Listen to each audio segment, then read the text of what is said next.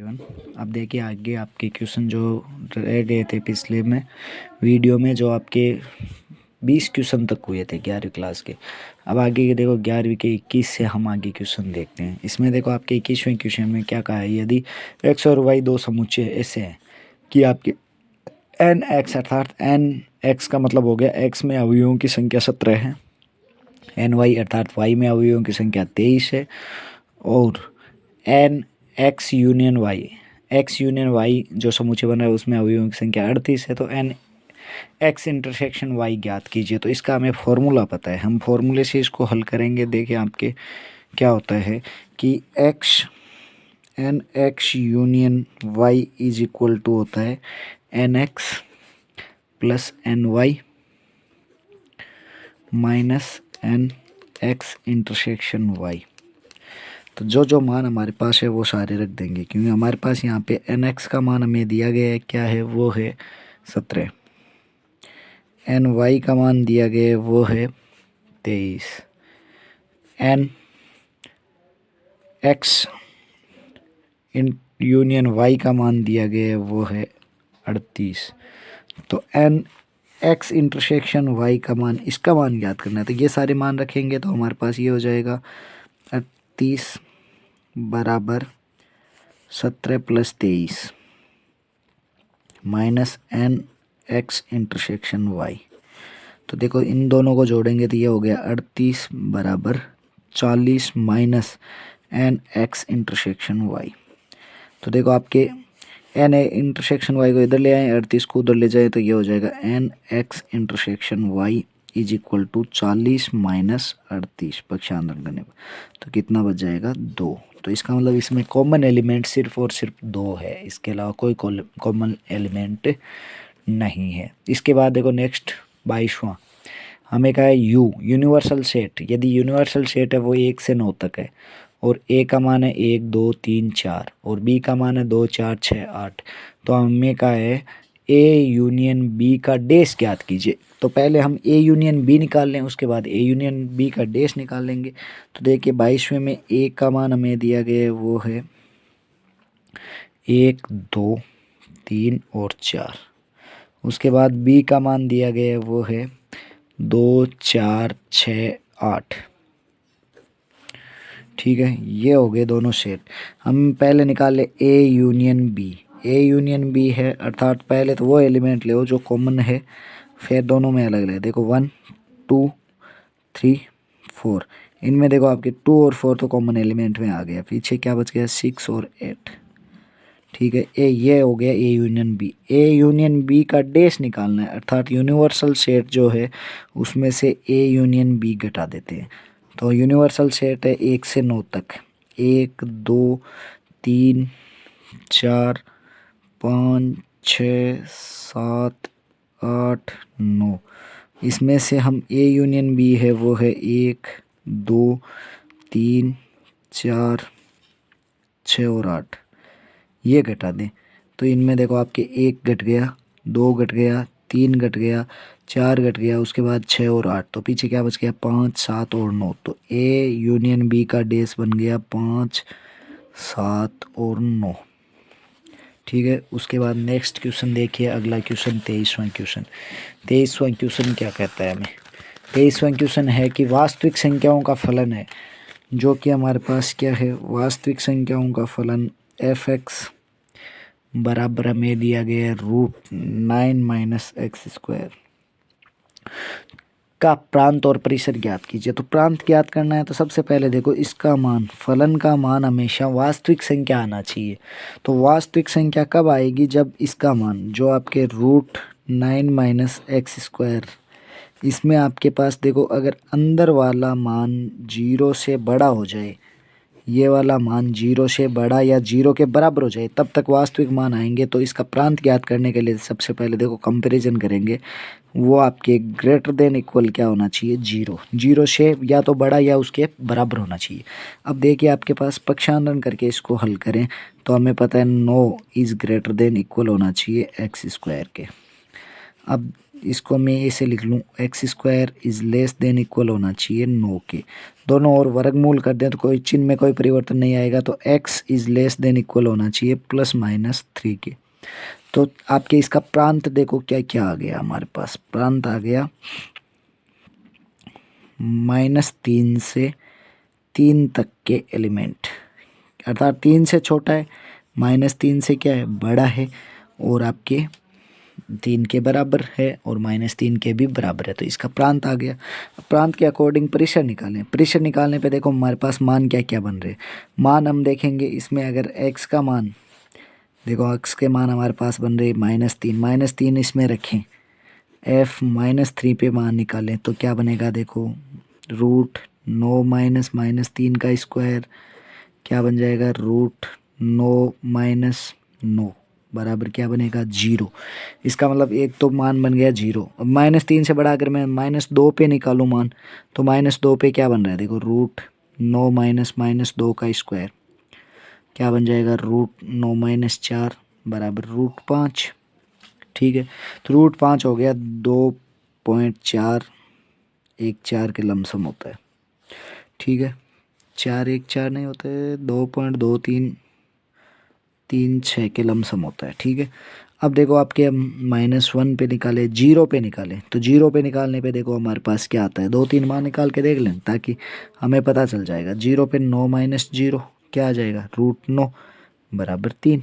तो 3 मान आ रहे, छोटे से छोटा क्या आ रहा है 0। अब देखो आपके f1 पे निकाले तो √9 - 1 का स्क्वायर 1, √8, 2 √2, अर्थात मान हमारे पास प्राप्त होने वाले मान, छोटे से छोटा मान 0 प्राप्त हो रहा है, बड़े से बड़ा मान 3 प्राप्त हो रहा है, अन्य मान प्राप्त नहीं हो रहे। इसका परिसर हमारे पास क्या आ जाएगा, जो कि हो जाएगा 0 शामिल है और 3 तक के मान आ रहे, तो ये इसका क्या हो जाएगा परिसर। अगला क्वेश्चन देखिए, क्वेश्चन नंबर आपके है 24। क्या कहा है, tan 15 डिग्री का मान ज्ञात कीजिए। tan 15 डिग्री, तो देखो 25 में हमारे पास, 24 में है tan 15 degree. tan 15 degree, 15 degree को हम लिख सकते हैं tan 45 डिग्री -30 डिग्री। 45 में से 30 घटाएंगे 15 डिग्री हो जाएगा। ये बन गया tan A - tan B का formula. tan A - tan B का फॉर्मूला कहता है tan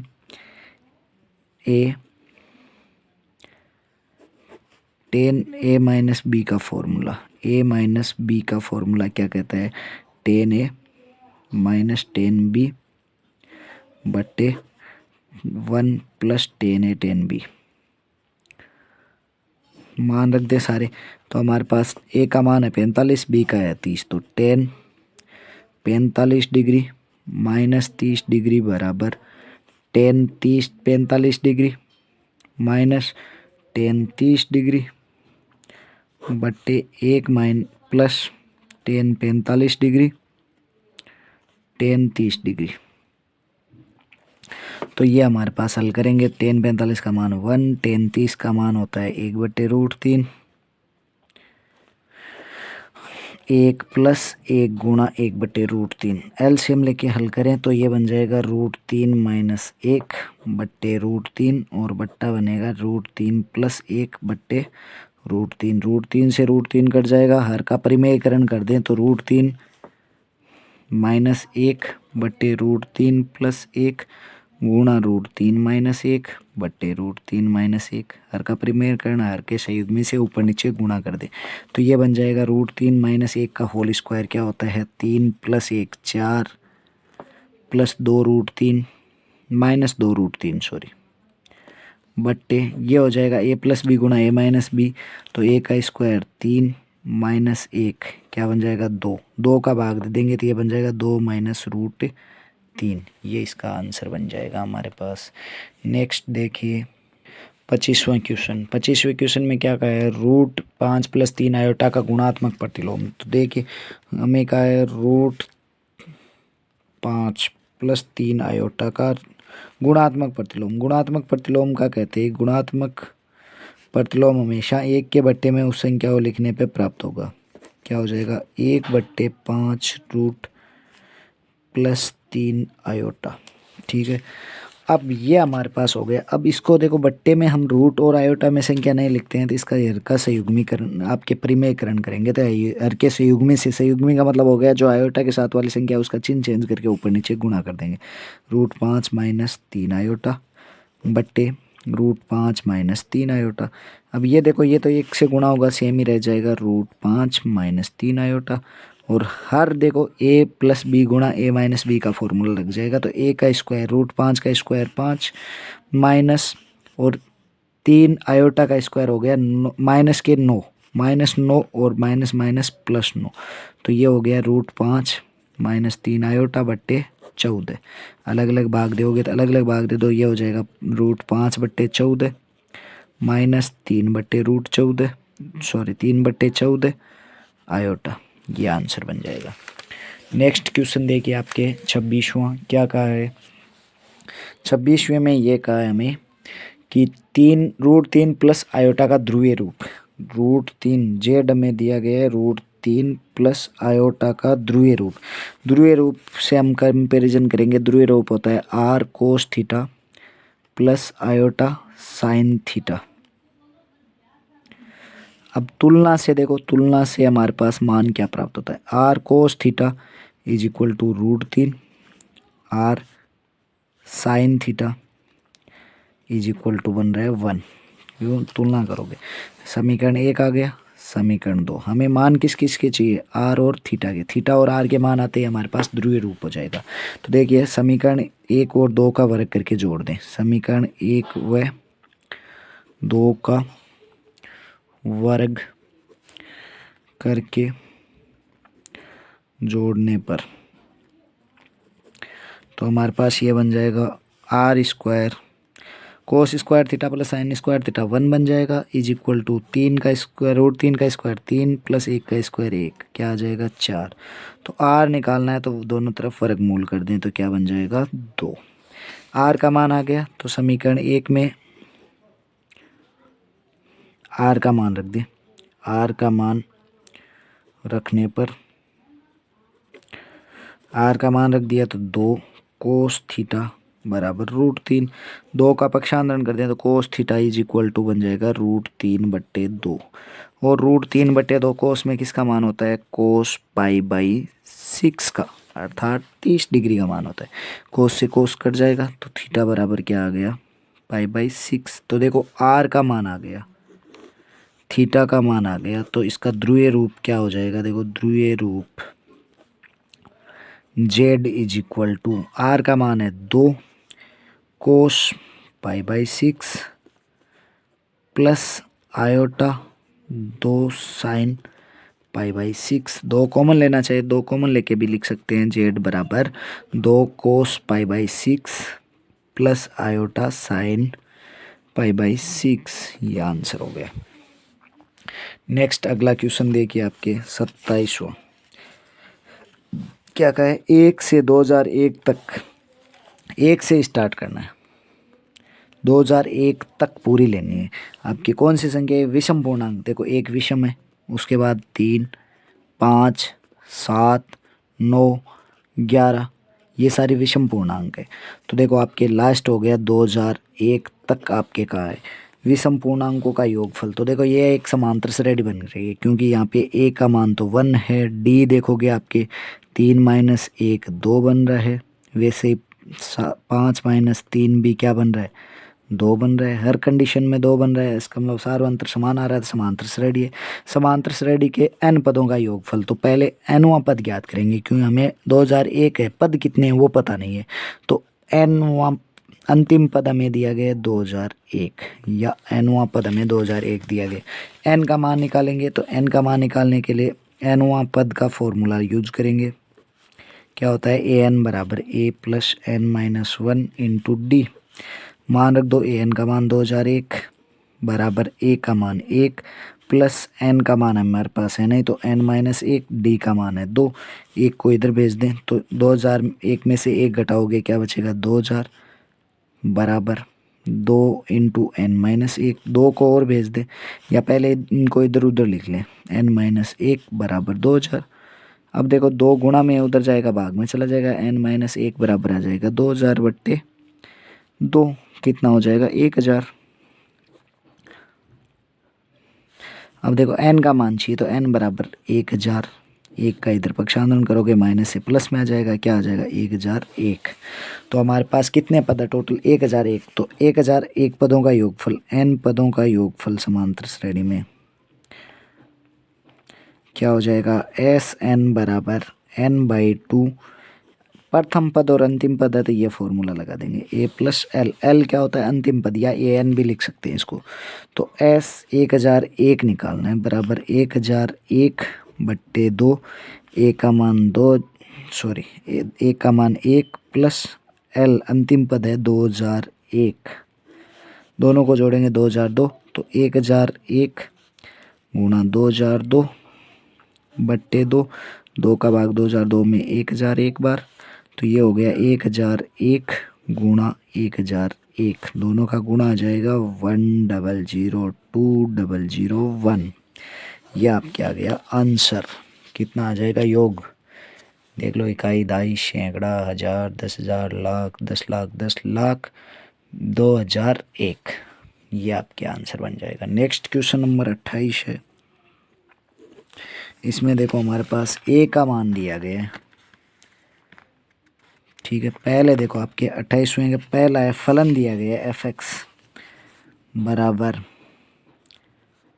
ये कहा है इसने x² अपॉन 1 प्लस x², जहाँ पे x बिलोंग्स कर रहा है r में, वास्तविक संख्या है। वास्तविक संख्या से वास्तविक संख्या में एक फलन है तो f का परिसर। तो देखो परिसर आपके पास जो युग्म आता है उसका सेकंड पद क्या होता है परिसर। तो इसी से हमें पूरा निकालना है। x क्या है, एक वास्तविक संख्या है, तो x का मान तो हमें सारी वास्तविक संख्या लिख सकते हैं। अब सारी वास्तविक संख्या से हमें प्राप्त क्या होगा वो देखना है, वही इसका क्या होगा परिसर। तो f(x) क्या प्राप्त होने वाला है x² अपॉन 1 प्लस x², ये प्राप्त होगा। तो x का मान रखोगे, पहली वास्तविक संख्या कोई भी रख दो। देखो x² आया है, इसका मतलब अगर हम धनात्मक और ऋणात्मक दोनों में से कोई भी रखेंगे x का मान, तो प्राप्त क्या होगा, एक धनात्मक संख्या होगी। तो देखो धनात्मक संख्या प्राप्त होगी, तो धनात्मक प्राप्त होने पे देखो धनात्मक बटे 1 प्लस धनात्मक, बाकी ऋणात्मक कोई चिन्ह नहीं है। इसका मतलब ये नहीं कह सकते कि वापस ऋणात्मक संख्या प्राप्त होगी। तो सारी वास्तविक संख्या रखेंगे तो प्राप्त होने वाली संख्या क्या है, धनात्मक संख्या प्राप्त होगी। तो अगर वास्तविक संख्या रख रहे हैं हम सारी धनात्मक या ऋणात्मक, तो प्राप्त क्या हो रही है, सभी धनात्मक संख्या प्राप्त हो रही है। तो प्राप्त होने वाली संख्या क्या हो जाएगी परिसर। तो f(x) का परिसर क्या हो गया हमारे पास, सारी वास्तविक संख्या जो कि धनात्मक है। बस इतना सा करना है। इसके बाद 28वें का अथवा वाला देखो। अथवा में हमें दिया गया है a बराबर, a एक क्रमिक युग्म के रूप में दिया गया है, -1 से 1 है। तो हमें कहा है a क्रॉस a ज्ञात कीजिए। a क्रॉस a ज्ञात करते हैं हम, तो देखते हैं आगे। पहले देखो हम इसमें एक काम कर लेते हैं, a क्रॉस a ज्ञात कर ले। तो a क्रॉस a में a का मान रख दो -1 1 क्रॉस -1 1, ठीक है। अब इसमें क्या होता है कि क्रॉस प्रोडक्ट में हमेशा पहला एलिमेंट पहले एलिमेंट के साथ युग्म बनाता है, फिर पहला दूसरे के साथ, फिर 2 एलिमेंट है तो दूसरा पहले के साथ और दूसरा दूसरे के साथ। तो ये बन जाएगा a क्रॉस a बराबर, देखो युग्म बन गया -1 का 1 के साथ, उसके बाद -1 का पहले पद -1 के साथ, उसके बाद 1 के साथ, उसके बाद 1 का आपके -1 के साथ, और उसके बाद 1 का 1 के साथ। तो 2 के 4 एलिमेंट बन गए। उसके बाद हमें निकालना है a क्रॉस a। तो देखो a क्रॉस a, ये वाला मान तो हमारे पास है, ये ही रख दे, -1 1 -1 -1 1 1 -1 और 1 अब देखो आपके वापस इसका क्रॉस प्रोडक्ट निकालना है -1 और 1 के साथ। तो -1 वापस पहला एलिमेंट इसके साथ, पहले एलिमेंट के साथ सहयोग करेगा तो ये बन जाएगा, देखो -1 और पहला एलिमेंट है -1। फिर पहला एलिमेंट दूसरे के साथ करेगा तो -1 -1 प्लस का 1। ठीक है, पहले एलिमेंट का सारे एलिमेंट के साथ हो गया क्रॉस प्रोडक्ट। उसके बाद दूसरे का साथ करेंगे -1 +1 -1। उसके बाद इसका दूसरे एलिमेंट के साथ करेंगे -1 +1 +1।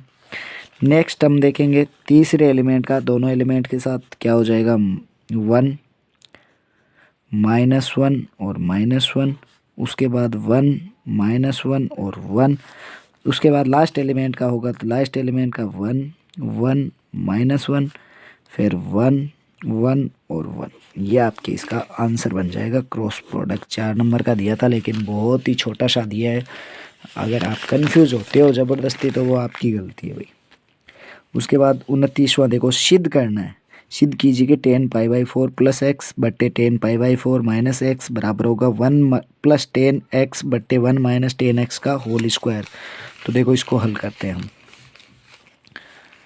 क्या दिया गया है 10π/4 + x बट्टे 10π/4 - x बराबर 1 + 10x बट्टे 1 - 10x का होल स्क्वायर।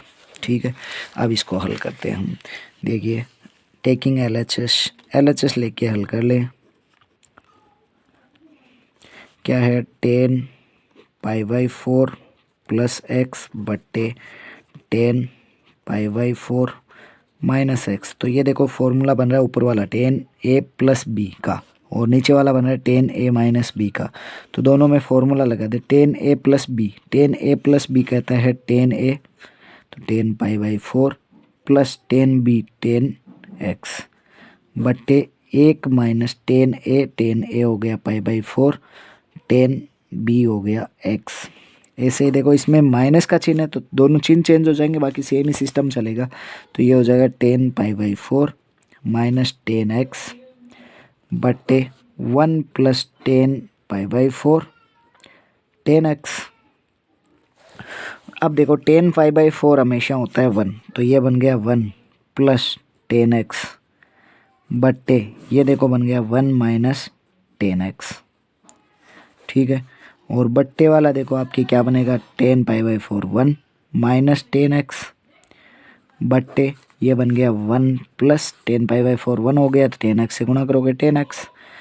भाग वाला उल्टा होके गुणा होता है तो ये बन जाएगा 1 + 10x बट्टे 1 - 10x गुणा 1 + 10x बट्टे 1 - 10x। ये हो जाएगा। अब देखो हमारे पास ये बनने के बाद देखो 10 देखो a + b गुणा a + b क्या हो जाएगा a + b का होल स्क्वायर। तो 1 + 10x का होल स्क्वायर बट्टे 1 - 10x का होल स्क्वायर। तो देखो दोनों का होल स्क्वायर क्या होता है 1 + 10x बट्टे 1 - 10x का होल स्क्वायर। तो ये क्या है RHS एंड प्रूव्ड एथिसिज्म।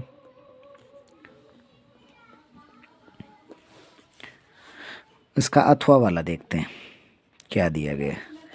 अथवा में देखो हमारे पास अथवा में देखो क्या कहा है sin x + sin 3x बट्टे cos x + cos 3x = क्या होता है 10 2x होता है। तो हम इसको हल करें, देखें क्या आता है हमारे पास। क्या दिया गया है देखो sin x + sin 3x बट्टे cos x + cos 3x बराबर 10 2x होता है। ठीक है, तो देखो LHS ले, RHS आ जाएगा तो सीधा हो जाएगा टेकिंग LHS। तो देखो हमारे पास ये है sin x + sin 3x बट्टे cos x + cos 3x। इसमें देखो sin 3x और cos 3x का हम फॉर्मूला लगा दें। sin 3x और cos 3x का फॉर्मूला लगाएंगे तो ये होता है sin x + sin 3x का फॉर्मूला होता है वो होता है 3 sin x -4 sin³ x बट्टे में देखेंगे हम तो ये बनेगा देखो cos x + cos 3x का फॉर्मूला होता है 4 cos³ x -3 कोश एक्स, ये होता है। ठीक है, अब देखो ये आपके टोटली क्या बन जाता है,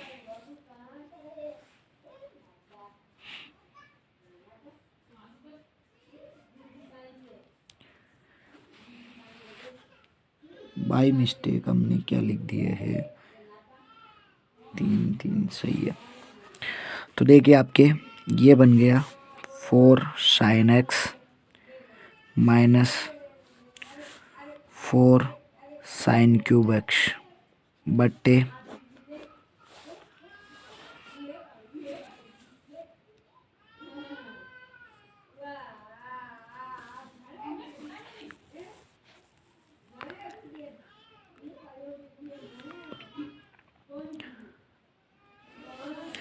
ये बन जाएगा हमारे पास। तो देखिए आपके कोस एक कैंसिल हो जाएगा, बाकी बच जाएगा आपके 4 cos cube x minus 2 cos x.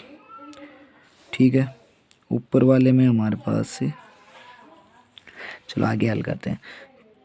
2 sine x common ले लें इसमें से, तो ये बन जाएगा 2 sine x, 2 sine x common ले लिया। पीछे हमारे पास क्या बच रहा है, पीछे बच जाएगा 2 माइनस 2 साइन स्क्वायर एक्स बट्टे ये बच जाएगा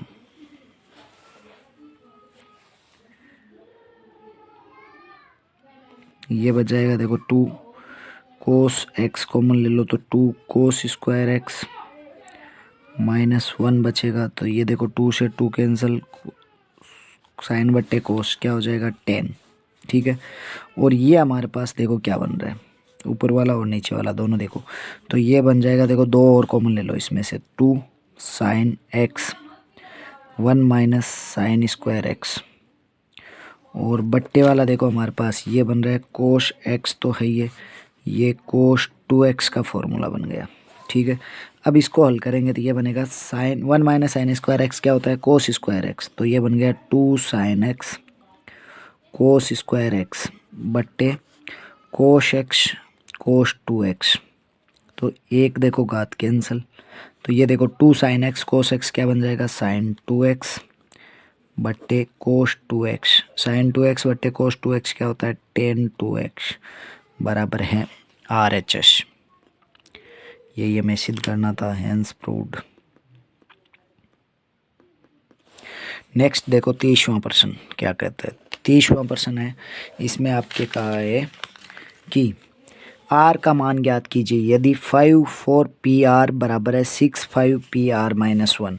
तो देखो क्रमचय का हमारे पास फॉर्मूला आना चाहिए, तब ये हो जाएगा 5 4 PR बराबर है 6 5 PR माइनस 1। तो देखो क्रमचय का फॉर्मूला लगा दें, तो पहले ये हो गया 5 क्या होता है फैक्टोरियल 4 बट्टे 4 माइनस R का फैक्टोरियल। ठीक है, बराबर ये हो गया 6 इंटू 5 का फैक्टोरियल बट्टे 5 माइनस R प्लस 1 का फैक्टोरियल। तो ये हमारे पास बन गया देखो 5 इंटू 4 5 का फैक्टोरियल। ठीक है, 4 का फैक्टोरियल को अगर 5 से गुणा कर देंगे तो 5 का फैक्टोरियल बन जाएगा ये 4 माइनस R का फैक्टोरियल। ये आपके पास 6 इंटू 5 का फैक्टोरियल है, जैसे ही रख लें बट्टे ये बन गया 6 माइनस R का फैक्टोरियल। अब फैक्टोरियल को हल करते हैं तो इसमें एक कम होता जाएगा, इसको हल कर लें, देखो ये तो कैंसिल हो जाएगा। तो ये हमारे पास बन गया 1 बराबर 6 इंटू 4 माइनस R का फैक्टोरियल। इसको बट्टे वाले को उधर ले जाएं, तो ये इसको हल करेंगे तो ये बन जाएगा 6 माइनस 1 5 माइनस R, एक तो बन गया 6 माइनस R, फिर 5 माइनस R, फिर 4 माइनस R का फैक्टोरियल। यहाँ तक ही कर लें क्योंकि ऊपर वाला ये कैंसिल हो जाए। तो ये हमारे पास इसका बट्टे वाले को इधर ले आएंगे तो 6 इंटू 5 30 माइनस ये हो जाएगा 6 minus 5 11 R plus R square बराबर 6। 6 को इधर ले आए तो ये बन जाएगा R square minus 11R plus के 30 में से 6 घटाएंगे 24 बराबर 0। तो देखो 11 के ऐसे 2 भाग करने हैं, गुणा करने पे 24 आए और घटाने पे जोड़ने पे माइनस के 11 आए, तो इसका मतलब ये बन जाएगा आर स्क्वायर माइनस आपके देखोगे 24, तो ये बन जाता है 8 और 3 11, 8R माइनस 3R प्लस 24 बराबर 0। तो R कॉमन लेओगे R माइनस 8, इसमें से भी 3 कॉमन लेओगे माइनस के, तो R माइनस 8 बराबर 0। तो ये बन गया R माइनस 8 कॉमन लेओगे तो R माइनस 3 बराबर 0। तो इसका मतलब या तो R बराबर होगा 8, क्योंकि 0 के बराबर कोई पक्षांतरण करोगे 8 बन जाएगा, या R बराबर होगा 3। तो दो कंडीशन बन रही है, R बराबर 3 भी हो सकता है और 8 भी हो सकता है। ये इसका आंसर हो जाएगा। अब देखिए अथवा वाला है, इसका अथवा वाला क्या कहा है। सबसे पहले देखो वर्ड दिया है MISSI ये एक वर्ड दिया गया है। इसमें देखो कितने वर्ड है, 1 2 3 4 5 6 7 8 9 10 11, टोटल कितने शब्द है, 11 शब्द है। अब इस 11 शब्दों से आपके क्या कहा है, अक्षरों से बनने वाले भिन्न भिन्न क्रमचों में से कितने क्रमचों में आई एक साथ नहीं आते हैं। तो पहले सबसे पहले देखो कितने क्रमचय बनेंगे। तो क्रमचय बनने के लिए देखो ये है हमारे पास, तो टोटल आपके 11 अक्षरों से क्रमचय, अक्षरों से क्रमचय। क्रमचय क्या बनता है, देखो ये होता है फैक्टोरियल 11 बट्टे जो रिपीटेशन हो रहा है। रिपीटेशन देखो एम एक ही बार है, आई देखो एक बार, आई एक बार, उसके बाद 2 बार, 3 बार, 4 बार, 4 बार आया तो 4 का फैक्टोरियल। उसके बाद देखो एस 2 और 2 4 बार, तो 4 का फैक्टोरियल। उसके बाद देखो पी कितनी बार आया, 2 बार, तो 2 का फैक्टोरियल। ये तो बनेंगे टोटल अक्षर, टोटल बनेंगे। तो टोटल आपके कितने हो गए, फैक्टोरियल 11 को हम हल कर लें, 11 into 10 into 9 into 8 into 7 into 6 into 5 into 4 का फैक्टोरियल लिख दें, ताकि बट्टे वाला 4 का फैक्टोरियल एक कैंसिल हो जाए, into 4 into 3 into 2 into 1 into 2 का फैक्टोरियल 2 इंटू 1, जो कट रहा है उसको काट दो, 4 का फैक्टोरियल कैंसिल। उसके बाद देखो 4 से आपके 8 2 बार, 2 से 2 कैंसिल, 6 से आपके 6 कैंसिल। गुणा करेंगे हम 11 को 10 से 110, 110 को 9 से 990 गुणा 7 इंटू 5, तो कितना हो जाएगा 35 इंटू 990। तो ये देखो पहले 7 से कर लेता हूँ मैं, 0 63 6 6 और 3 9, ठीक है, गुणा 5, 5 से और कर लें तो ये बन जाएगा 0 15 1 45 1 46 4 30 4 34। तो कितने बन रहे हैं, पहले टोटल अक्षर बन रहे हैं 34,650। अब देखो जब आपके का है आई है वो एक साथ नहीं आते हैं, तो आई एक साथ आने पर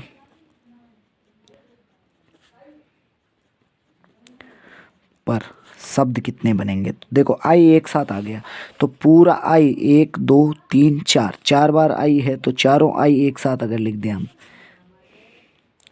ठीक है। बाकी देखो कितने, चारों आई का एक ही वर्ड बन गया, इनको आगे पीछे करने से कोई फ़ायदा नहीं है, कोई चेंजेस नहीं होगा। बाकी कितने वर्ड बच गए, 1 2 3 4 5 6 7, 7 शब्दों का आपके अलग अलग चेंजेज होगा, और एक शब्द ये आपके है जो कि इनके साथ इंक्लूड होगा, क्योंकि ये जरूर नहीं है स्टार्टिंग में आए, आगे पीछे कहीं पे भी आ सकता है। इसलिए टोटल शब्द कितने हो गए 8। 8 अक्षर से आई कितनी बार बनता है, देखो तो 8 अक्षरों से आई, तो फैक्टोरियल 8 बट्टे आई वाला था हमें लेना नहीं है। उसके बाद कितने बच गए, देखो जो रिपीट हो रहा है, देखो एस 4 बार हो रहा था और पी 2 बार हो रहा है, तो ये देखो इसको हल कर ले, 8 इंटू 7 इंटू 6 इंटू 5 इंटू 4 का फैक्टोरियल बट्टे 4 का फैक्टोरियल इंटू 2 इंटू 1, तो देखो 4 का फैक्टोरियल कैंसिल, 2 से आपके 8 4 बार, तो ये हो गया 28, 28 इंटू 30, 28 इंटू 30, दोनों को गुणा करेंगे तो 30 इंटू 28 हो जाएगा 0 24 2 6 2 8, 840 शब्द से जो कि आपके आई एक साथ आने पे बनेंगे। अब देखो टोटल आ गए हमारे पास, तो आई एक साथ न आने पर बनने वाले शब्द कौन कौन से, देखो आपके, तो क्या हो जाएगा टोटल शब्द, टोटल शब्द माइनस आई एक साथ आने वाले शब्द, साथ आने पर बने शब्द।